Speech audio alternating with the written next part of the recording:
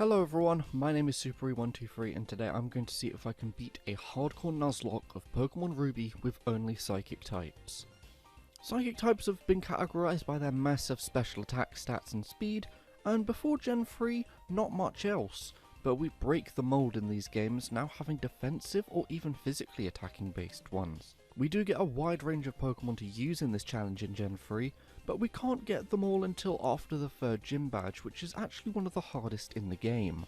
Of course we can't use Legendary, so the only two Pokemon we can't obtain are Beldum as it's post-game exclusive, and Lunatone as it's exclusive to Sapphire. Some Pokemon also live in the same area as others like Girafrig and Natu, so I'll have to make some choices there.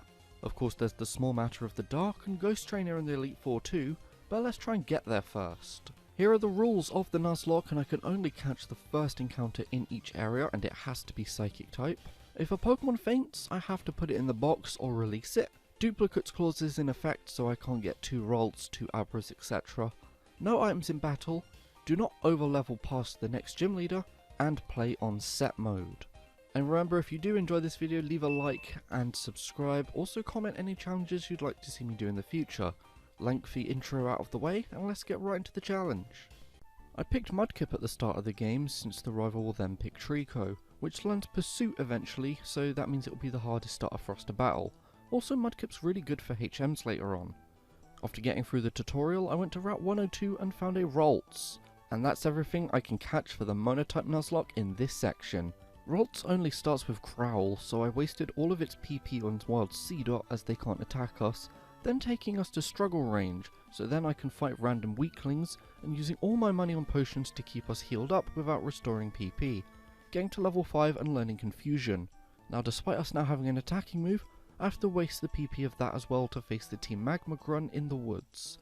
After that I can just battle various trainers and wild Pokemon to take us to level cap of 15, but with enough EXP to hit 16 in the gym, which will be much needed for a few extra stat boosts. My main training was in Petalburg Woods to get Ralts some defense and HP EVs.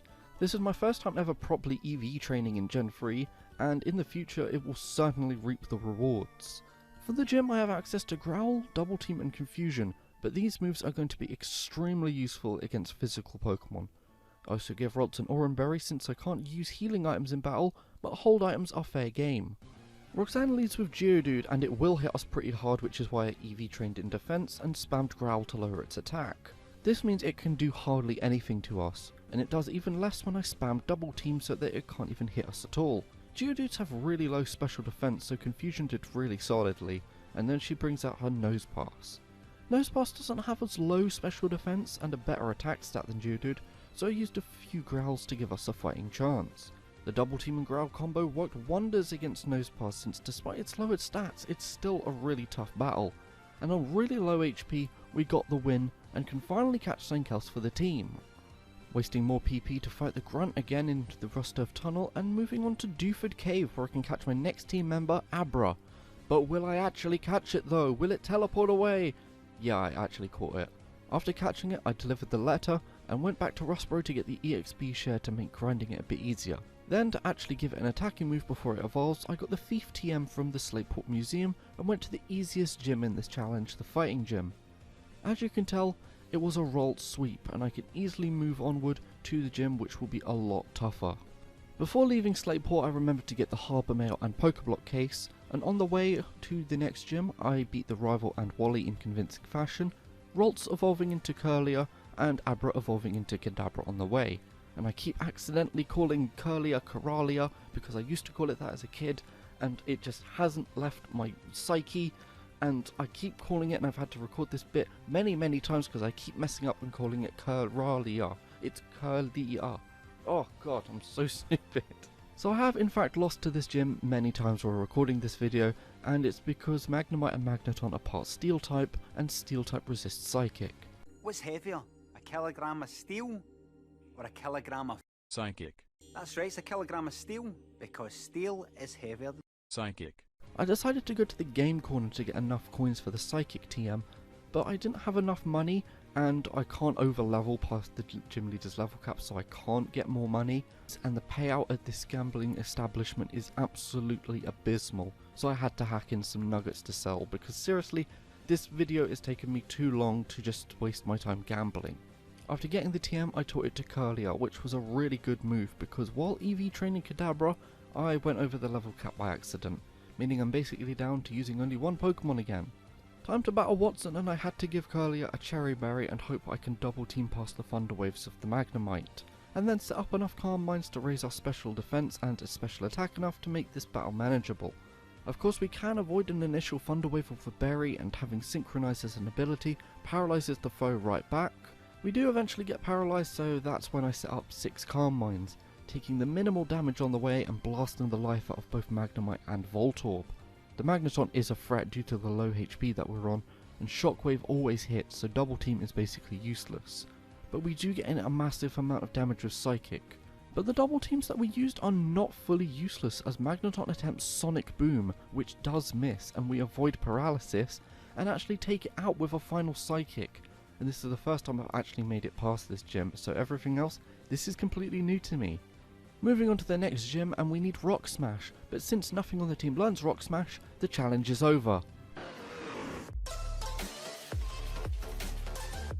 Of course I'm not serious, I'm using the HM friends to get through the game, mainly in the form of my starter Mudkip. This takes me all the way to Meteor Falls to catch the next team member Solrock. If you're playing Sapphire, this will be Lunatone, which I do like the design of more, but Solrock is more physical attacking of the two, something we don't have on the team yet. Maxie is a tough battle due to him having a Mightyena, but since Dark-type moves are special in Gen 3, and his Mightyena loves to use Sand Attack, I taught Curlier Shockwave, which never misses, and used Calm Mind to boost our special defense. Very big brain plays to help get past him. After that we get 2 new encounters, a Spoink in the Jagged Pass, and an egg from Lava Ridge Town which hatches into a Wynaut. So with a much larger team in tow, I EV trained them as well as I could within the level cap and went to fight Flannery. Her 2 Slugmas were pretty simple knockouts, but what I was really worried about was the Torkoal, and an overheat taking Abra to 4 HP is exactly why. His special attack is severely lowered, but it still has Body Slam, which is why I swapped into Solrock for the resist. Rock Throw just keeps Torkoal out of healing range and we can take it out. Luckily no paralysis from Body Slam, or this might have been a bit more annoying. I finally caught my 6th team member, which is Boltoy, and trained up the team even more, evolving Curlier into Gardevoir so I don't have to worry about calling it Curlier anymore. But does this mean I can put suggestive Gardevoir fan art in the thumbnail? I can't believe I'm getting to the point where I'm considering putting random naughty images in my thumbnail for cheap clicks. Well, Mr. Funny Man, is this how you get your sick kicks? What? It's just an ordinary crabby. Oh my goodness! But then again, would it really work? This Gardevoir's male. Speaking of Gardevoir, it has the ability Synchronize, which is the necessary ability for fighting Norman. As if the Rotts you catch has the Trace ability, it copies the opponent's ability, meaning you'll have the ability Truant. I would have loved the TM for Protected to ward off Slacking's attacking turns, but the best I can do is use Double Team. Yawn can be annoying if you fall asleep for loads of turns, giving it 3 chances to attack, but we didn't really have much of an issue with that. Vigoroth could also be bad if you get critically hit with a Slash, but it's still not that bad at all with a lot lower defense. And the final Slacking was walled completely by Solrock. I set up some Cosmic Powers just in case it wanted to use Feint Attack, but it went for the not very effective, extremely situational Focus Punch, giving Solrock the chance to just pummel it with weak attacking moves until we win. Now the somewhat open world aspect of the game opens up, and after beating the Weather Institute and the rival, I can skip straight to Mount Pyre to catch a Meditite. The Meditite I caught has the ability Huge Power, which doubles the Pokemon's attack stat, and this is definitely going to be my main physical attacker. Meditite also has Hidden Power Psychic, which I found pretty funny. I could have caught Chimecho here too, but obviously I need a fighting type for the Elite Four, so I had to pick Meditite.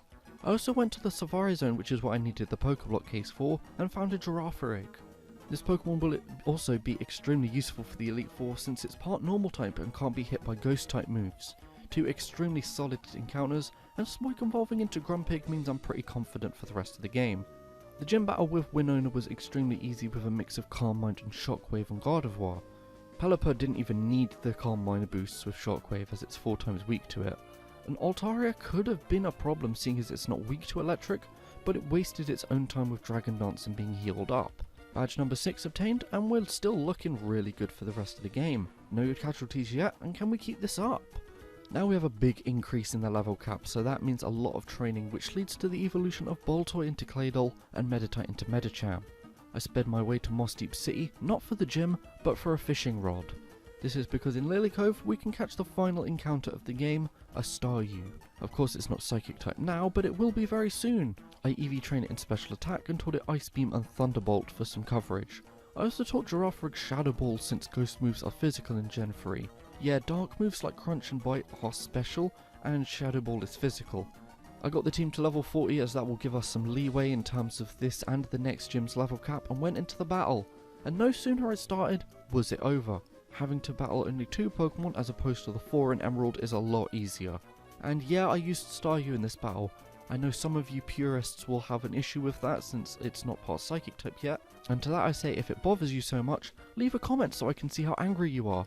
And comments really help out the YouTube algorithm, so more people can see this video and comment angry things about Staryu too. After the gym I got access to the Dive HM, meaning I can now get a blue shard for a water stone, evolving Staryu into Starmie, and now it's Psychic type. Are you happy now? And then yada yada yada, Team Magma and the blah blah blah, Waking Groudon, I run away from it because that's funny. Final gym, and I taught Medicham the Brick Break TM as I got into Pseudopolis. So I went into the gym and tried to set up Calm Mind boosts and double team boosts. It was going really well with all of Wallace's team being swept, aside from the Wishcash who I had to use Psychic on, but it's really specially bulky and isn't affected by electric type moves. It still wasn't much of an issue, but then his final Pokemon Milotic survived a Psychic and knocked out Gardevoir with a critical hit for our first casualty so late into the game. Starmie did come in and clean up afterwards, but basically my starter Pokemon in this run is now gone. We had so many Calm Mind boosts, and it would have been a clean sweep if it just didn't have to be a critical hit. But sadly, our first casualty is here and it's Gardevoir. But you know what, we just have to carry on and avenge its legacy. Now despite our fallen Conrad, we still make our way to the Elite Four and the level cap is now level 55. So I got the team to level 53 for some level leeway, and from Victory Road I got the TM for Psychic and taught it to Starmie, I taught Claydol the TM for Earthquake, and I taught Thunder Punch to Medicham from the Move Relearner. Can I actually beat the Elite Four with only Psychic type Pokemon? Let's find out. Sydney seems difficult on paper since Psychic moves don't affect Dark types, but we've got Medicham who is absolutely buffed out with EVs and huge power, so Sydney's whole team was a one-shot sweep with Brick Break. Perfect start from this point of view, as now we have another problem in the Ghost type Elite Four member Phoebe. I had to do a bit of item management and went into the battle looking to double team my way to victory. Girafarig did get cursed, so I had to switch out and back in as soon as we took out the Dusclops. Something I forgot to account for was Bayonet having Will-O-Wisp and Feint Attack. Will-O-Wisp burns us, which halves our attack power, making Shadow Ball really weak, and Feint Attack never misses and is super effective. We did take out the Bayonet, but we had to let Girafarig go against the Sableye that came up next. But the damage we did deal with Crunch helped Starmie knock out the Sableye. The next Bayonet was a one-shot, and we just about beat her second Dusclops with Psychic and Surf. But our first casualty of the Elite Four is here, and to be honest, I was expecting it to go a lot worse, so only one casualty is actually a pretty good achievement. Medicham got the Sydney treatment, just a Brick Break sweep with what is looking like the MVP of the Elite Four Medicham.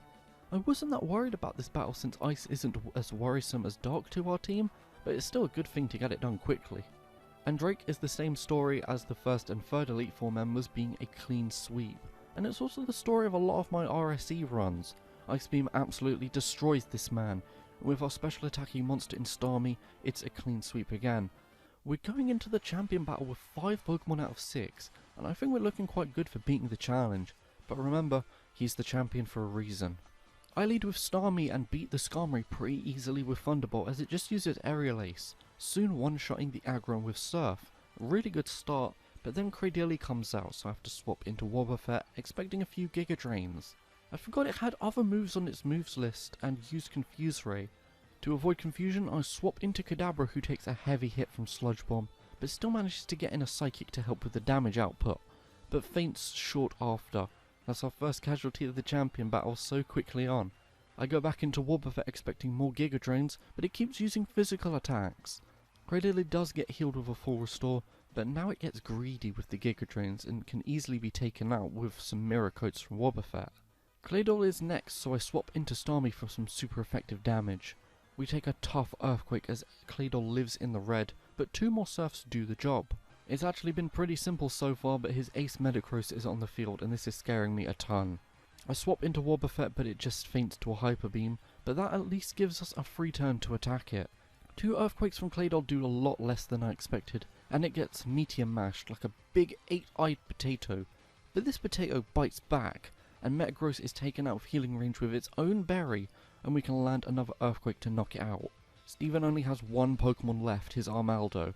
I know Starmie is low on health and I need it here, so I keep Claydol in for some small damage before it's taken out with a Water Pulse. This gives us a free turn for Starmie to come in, land a Surf, and with 2 Pokemon left in our arsenal, I have officially hardcore Nuzlocked Pokemon Ruby with only Psychic type Pokemon. My first ever hardcore Nuzlocke victory on the channel, and it feels so good. Even sweeter, especially after losing the last Nuzlocke that I'd done as well. Big MVP status to the likes of Huge Power Medicham, boosted in attack EVs, and the coverage of Starmie. These were the 2 surviving members of the Elite Four, and honestly the 2 most important members as well. Also the likes of Solrock bossing Norman's gym, and Gardevoir taking us so far into the game. This was actually a really enjoyable run. It was extremely tough at times, but the Pokemon that I got just really made it a lot better, and my first time properly EV training really made a huge difference, because I don't think I could have won without it. What I'm going to do for my next video, I'm not too sure yet, but do leave your comments in the comment section or on my Twitter at Supery123. And while you're there on Twitter, retweet the link to this video and leave a follow as well.